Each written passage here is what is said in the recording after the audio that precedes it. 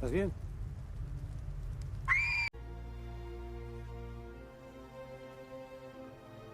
¡Estoy entrando al principio! Los secuestros se realizaron en provincias distintas para que nadie relacionara los casos. ¡Fuera, coño!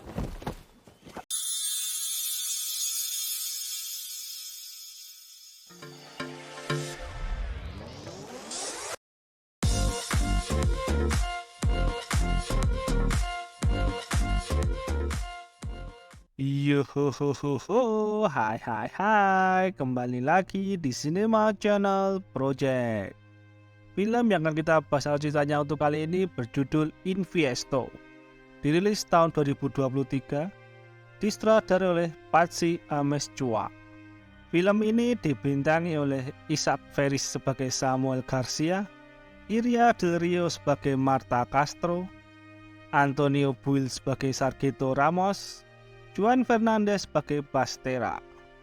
Cerita berlatar belakang di Spanyol saat terjadi pandemi COVID-19, menceritakan tentang dua polisi yang bernama Samuel Garcia dan Marta Castro dalam mengungkapkan kasus penculikan anak.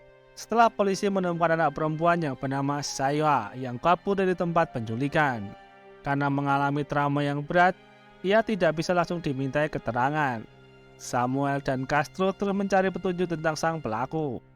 Mereka sempat menemukan salah satu pelaku yang bernama Manuel yang kemudian bunuh diri sebelum beri keterangan. Penculikan anak ini untuk pengorbanan karena penganut aliran ini mempercayai kalau pandemi adalah hari kiamat. Untuk lebih lengkapnya, mari kita mulai alur ceritanya.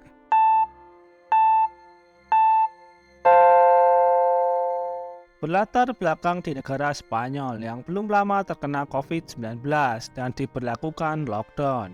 Di hari saat hujan turun, ada seorang anak kecil yang berlari ke alun-alun kota. Ia memiliki beberapa luka, sebuah boneka jerami terikat di tangannya, dan baju yang cukup lusuh. Anak itu bernama Sayoa Blanco. Ia menjadi korban penculikan dari sekte sesat yang akan dijadikan tumbal, namun ia berhasil melarikan diri.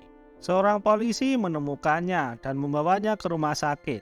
Sayoa terlihat mengalami trauma yang berat. Setelah itu datang detektif Samuel dan rekannya yang bernama Castro ke rumah sakit untuk mengetahui kondisi dan kejadian yang menimpa Sayoa. Sayoa dinyatakan hilang sudah 3 bulan yang lalu. Dokter mengatakan kalau ada bekas ikatan di kaki dan tangannya. Dilihat dari kondisi tubuhnya, dokter menyatakan kalau selama ini gadis itu dikurung. Terdapat simbol sekte di punggungnya. Untuk pulih, dokter mengatakan kalau saya butuh dokter spesialis stres pasca trauma. Samuel masuk ke dalam ruang perawatan dan mengecek kondisi gadis itu. Samuel dan Castro bertemu dengan polisi yang menemukan Sayoa.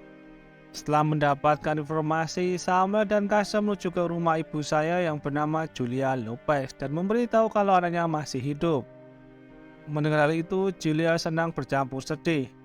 Mereka kemudian pergi ke rumah sakit. Saat di rumah sakit, Julia kemudian meluk saya dengan sedih. Karena situasi sedang darurat, Bastera selaku kepala polisi membutuhkan semua staf yang ada. Sehingga Samuel dan Castro harus menangani kasus itu berdua saja. Setelah itu, Samuel mengantar Castro pulang. Di jalan tampak sepi karena diberlakukannya lockdown. Castro tinggal bersama pasangannya yang sedang diisolasi yang bernama Carlos. Surgió un caso. Setelah itu, Samuel menemui ibunya di panti jompo lewat jendela karena tidak diperbolehkan bertemu secara langsung. Hari berikutnya, Samuel dan Castro pergi ke persimpangan San Vicente karena ada yang melihat saya di persimpangan itu. Mereka harus menyelidiki dari awal karena si penculikan saat saya hilang tidak ada petunjuk apa-apa. Mereka kemudian menyusuri tempat itu. Saat berada di atas tebing, mereka melihat rumah besar. Mereka kemudian mengecek rumah itu. Melihat sebuah mobil, Samuel membuka bagasi mobil dan terlihat ada seorang wanita tertidur di sana. Ada juga seorang laki-laki yang terkejut melihat Samuel dan Castro kemudian lari. Castro dan Samuel mengejar laki-laki itu. Setelah tertangkap, mereka hanya pasangan yang membudidayakan ganja untuk bertahan hidup. Mengetahui Sayoa sudah sadar, Samuel dan Castro bergegas ke rumah sakit.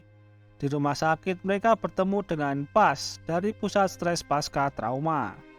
mengatakan kalau kondisinya masih lemas namun bisa langsung mengenali ibunya dan akrab. Samuel bertanya kapan Sayoa bisa berbicara. Pas menjawab mungkin beberapa bulan lagi, karena Samuel harus segera mendapat petunjuk sebelum penculik beraksi lagi. Ia meminta kepada Pas untuk mengupayakan agar Sayoa bisa memberi keterangan. Castro memberitahu kalau ayah kandung Sayoa telah meninggal. Ia juga berasumsi kalau ayah tirinya yang menjadi tersangka utama karena setelah bercerai dengan ibunya, Sayoa menghilang. Setelah itu Samuel dan Castro pergi menemui ayah tiri Sayoa. Samuel dan Castro bertemu dengan ayah tiri Sayoa yang bernama Ricardo. Ricardo menjelaskan kalau dirinya sudah diselidiki. Saat Samuel menanyakan soal hubungannya dengan Sayoa yang tidak bagus, Ricardo mengatakan kalau dirinya memang tidak suka dengan Sayoa, namun tidak pernah menyentuhnya. Saat di kantor, Samuel dan Castro menemukan data seorang bernama Manuel Gomez yang dijuluki pembunuh anjing, yang dilaporkan oleh seorang wanita beberapa hari yang lalu karena memaksa masuk ke dalam mobil. Yang membuat Samuel curiga adalah alamat rumahnya dekat dengan persimpangan San Vicente. Mereka kemudian bergegas menuju rumah Manuel. Saat sampai, mereka disambut oleh gonggongan anjing penjaga. Castro berusaha untuk menjinakkannya. Mereka kemudian masuk dan mengecek rumah itu. Samuel melihat ada kasur di sebuah bangunan. Saat akan memeriksanya, terdengar suara tembakan yang berasal dari senapan Manuel. Manuel bertanya apa yang mereka lakukan di rumahnya. Samuel menjawab kalau mereka sedang mencari tersangka yang mungkin tinggal di kandangnya. Mengetahui Samuel dan Castro seorang polisi, Manuel menyerahkan senjatanya dan memperbolehkan mereka untuk memeriksa kandangnya. Saat Samuel bertanya soal kasur itu, Manuel menjawab kalau kasur itu milik sepupunya yang tinggal saat mereka berburu. Karena tidak menemukan apa-apa, Samuel dan Castro pergi. Di tengah perjalanan mereka mendapat laporan ilmiah dari polisi. Tidak ditemukan jejak DNA dan luka di kaki adalah gigitan anjing. Ditemukan juga ada bekas etanol dan asam tartarat. Mengetahui itu, Samuel tiba-tiba menghentikan mobilnya, mengatakan kalau di anggur ada etanol dan asam tartarat. Samuel mengetahui kalau di kandang itu ada banyak tong anggur. Dengan cepat mereka kembali ke rumah Manuel. Namun Manuel sudah pergi dan anjingnya juga sudah dibunuh. Castro kemudian menghubungi kantor dan mengatakan kalau ada tersangka yang kabur. Samuel memeriksa kandang itu lebih detail. Mereka menemukan pintu di balik tumpukan jerami dan tong. Ruangan itu ada di bawah tanah. Mereka menemukan boneka jerami yang sama dengan yang di bawah Sayoa. Mereka juga menemukan kamar kecil bekas penyekapan. Setelah mendapat kabar tentang Manuel, Samuel dan Castro bergegas ke tempat yang diberitahukan. Manuel yang berusaha menerobos brigade polisi malah jatuh ke dalam jurang dan mobilnya terbalik. Samuel dan Castro mencoba untuk mencarinya. Manuel yang terluka mencoba menembaki Samuel dan Castro, namun tidak ada yang mengenai. Saat Samuel meminta untuk meletakkan senjatanya, Manuel mengatakan ini baru awalnya. Setelah itu Manuel bunuh diri. ¡Está y estreno al principio! Samuel, Castro, dan polisi lainnya kemudian memeriksa rumah Manuel. Samuel menemukan satu kotak yang berisi banyak sepatu anak remaja. Sedangkan Castro menemukan foto Manuel bersama sepupunya. Tak lama Bastera datang. Dengan wajah sedih, Samuel dan Castro memperlihatkan penemuannya. Bastera meminta untuk mencari sepupu Manuel, serta harus menutup kasus itu sebelum pers tahu dan menjadi skandal. Samuel dan Castro pergi menemui sepupu Manuel. Ia mengatakan tidak pernah berburu dengan Manuel karena mereka tidak akur. Ia juga mengatakan kalau Manuel berburu dengan setan, orang yang selalu teler. Ia mengatakan di mana orang itu tinggal. Orang yang disebut setan bernama Santiago Marquina. Samuel dan Castro pergi ke tempat Santiago tinggal. Perlahan-lahan mereka mengecek mobil karavan yang digunakan Santiago. Di mobil itu ada boneka jerami. Castro mencoba mengetuknya namun tidak ada respon. Samuel kemudian mencoba melihat dari jendela belakang. Melihat ada bom di balik pintu itu, Samuel dan Castro lari menjauh. Setelah itu mobil meledak. Polisi dan pemadam datang ke tempat itu. Di dalam mobil, Castro menemukan foto anak-anak korban penculikan. Setelah itu, Bastera meminta Samuel dan Castro untuk beristirahat karena mereka belum tidur selama 2 hari. Walaupun mereka ingin tetap melanjutkan, namun Bastera ingin tetap mereka beristirahat terlebih dahulu. Carlos yang semakin parah sakitnya terpaksa dibawa ke rumah sakit. Perawat juga memperingatkan Castro untuk isolasi karena tinggal satu rumah. Hari berikutnya, Samuel dan Castro rapat bersama dengan Bastera. Bastera mengatakan kalau 4 korban sudah diidentifikasi. Mereka berasal dari tempat yang berbeda. Waktu penculikan berjarak 3 bulan dari masing-masing korban. Bastera berasumsi kalau ini adalah ritual. Dilihat dari gaun tidur, mahkota, boneka, dan tanda yang sama dengan yang di punggung Sayoa. Setelah itu ada info masuk kalau truk milik Santiago ditemukan. Samuel dan Castro pergi ke tempat itu. Mereka mengecek dalam truk itu namun tidak ada apa-apa. Setelah dicek lebih detail, Samuel menemukan ruang rahasia untuk penyekapan. Mereka kemudian pergi menemui kakak Santiago. Ia memberitahu tempat di mana biasanya Santiago membawa pacarnya, sebuah tempat petapaan di dekat air mancur Cuervo. Bergegas mereka berdua pergi ke tempat itu bersama beberapa polisi. Sempat terjadi adu tembak. Setelah kehabisan peluru, Santiago keluar dari bangunan. Ia seperti orang yang kurang waras. Polisi menangkapnya. Ia juga mengatakan kalau ini baru permulaan. Setelah itu, Samuel dan Castro memeriksa bangunan. Terdapat bangku seperti tempat pengorbanan. Ada juga lambang yang sama dengan milik Sayoa. Di kantor polisi, Santiago diinterogasi oleh Samuel. Santiago mengatakan kalau pandemi ini merupakan kiamat. Mereka menculik anak-anak untuk dikorbankan kepada Dewa Badai. Santiago mengatakan kalau ada seorang yang disebut Nabi yang mengatur semua itu. Samuel bertanya siapa nama Nabi itu, namun Santiago tidak mau menyebutkannya, walaupun sudah dipaksa dengan kekerasan. Samuel pergi ke tempat Sayoa, meminta untuk ibunya menunjukkan foto kedua pelaku. Setelah melihat foto itu, Sayoa mengangguk kalau itu orangnya. Saat ditanya ada berapa orang, Sayoa mengangkat tangannya dan menunjukkan 3 orang. Di kantor, salah satu polisi menjelaskan tentang Dewa Badai yang bernama Taranis. Pengikutnya mengorbankan setiap 13 sekali dan percaya dengan reinkarnasi. Mereka hanya punya waktu 48 jam sebelum pengorbanan selanjutnya. Di tempat lain ada seorang wanita yang diculik. Samuel menemukan foto sekolah Santiago, yang ternyata Santiago dan Manuel adalah teman masa kecil. Samuel dan Castro mulai kebingungan mencari petunjuk. Saat Castro meminum kopi di depan jendela, ia melihat seorang wanita di pinggir jalan yang mencurigakan. Dengan cepat Castro mengejar wanita itu. Castro meminta KTP wanita itu. Wanita itu bernama Lydia Vega. Setelah itu, Castro memintanya pulang. Saat pagi, Castro menerima pesan dari Samuel yang berisi kalau ibunya meninggal.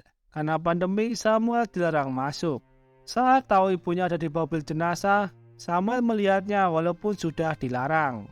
Depan mati-mati ibunya, Samuel pun menangis. Tak lama Samuel dihubungi oleh Castro tentang penculikan seorang wanita.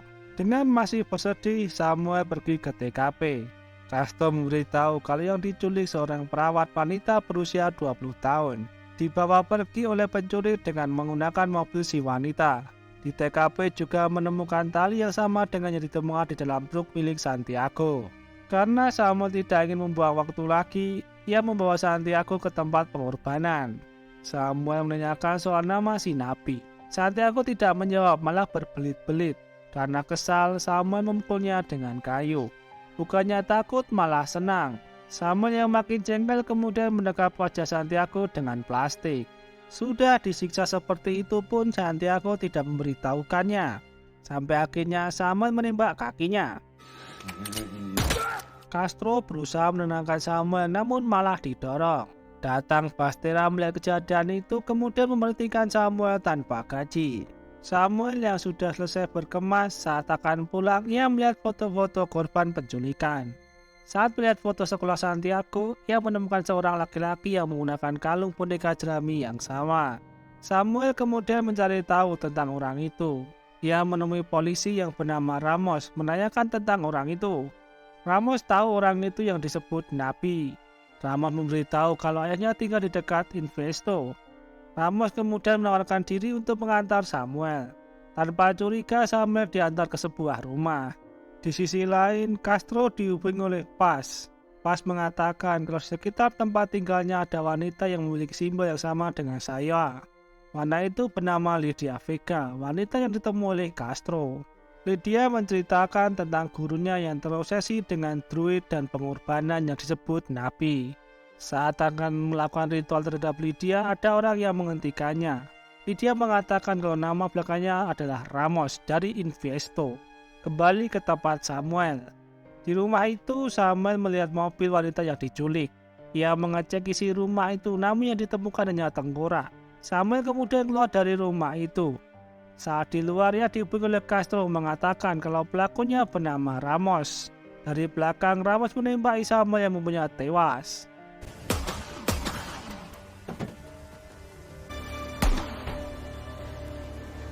Polisi kemudian datang ke lokasi Samuel.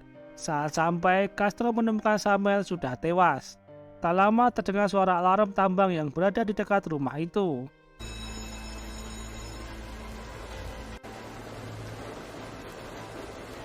Pagi harinya, Castro dan polisi lain pergi ke bekas tambang itu dan menyusuri setiap bangunan. Castro kembali mendengar suara alarm. Ia mendekati suara itu yang ternyata itu suara lift ke bawah tanah.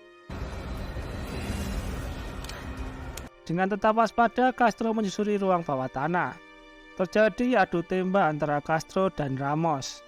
Setelah cukup tenang, Castro perlahan-lahan mencari sumber suara wanita. Saat menemukannya, wanita itu mengisyaratkan kalau Ramos ada di sampingnya. Saat sadar, Castro langsung ditembak yang membuatnya terlempar. Castro tidak terluka karena menggunakan baju anti peluru. Ramos yang akan membunuh Castro saat mendengar bel lift membuatnya lengah sehingga Castro bisa menembaknya. Karena akan melawan, Castro menembaknya lagi hingga tewas. Setelah itu ia melepaskan wanita itu. Beberapa lama kemudian, Castro menemui Carlos yang sudah membaik di rumah sakit. Dan COVID-19 di tempat itu semakin parah. Cerita usai.